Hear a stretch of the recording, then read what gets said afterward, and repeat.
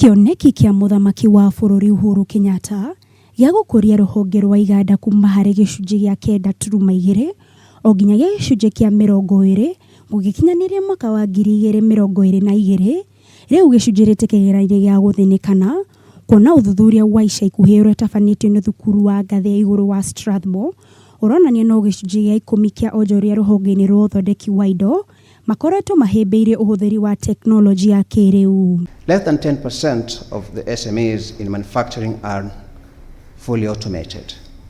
This means that most of the SMEs use manual systems that are inefficient and unreliable.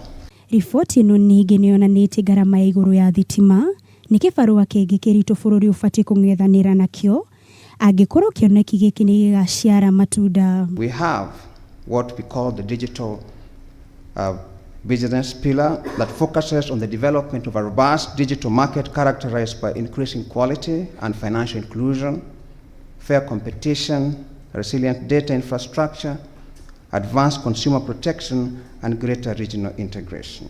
Mathĩna mangĩ marĩa morotĩtwo nĩ hamwe na ũtetu mũkĩrũku ũrĩa ũthũkagia rĩera rĩa kĩwonjoria hamwe na mũgogo mũnene wa magoti marĩa athondeki a indo magathĩkĩirwo. Adoption of technology into key areas of manufacturing will reduce or eliminate the factors that reduce competitiveness while ensuring the implemented strategies are effective to yield the desired results. Mwena-inĩ wake mwandĩki mũkaru ministry-inĩ ya iganda na wonjoria Betty Maina nĩ atarĩirie mĩbango ĩrĩa thirikari ĩrarĩra na nĩguo kũgacĩrithia mathomo marĩa makuruhaine na ũthondeki wa indo.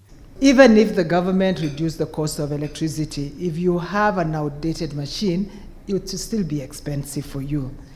Even if we fixed logistics and there was quick turnaround, if your own factory is disorganized, even movement of goods will not be speeded up. Handũ-inĩ ha Kameme TV, njĩtagwo Waitherero wa Kamau.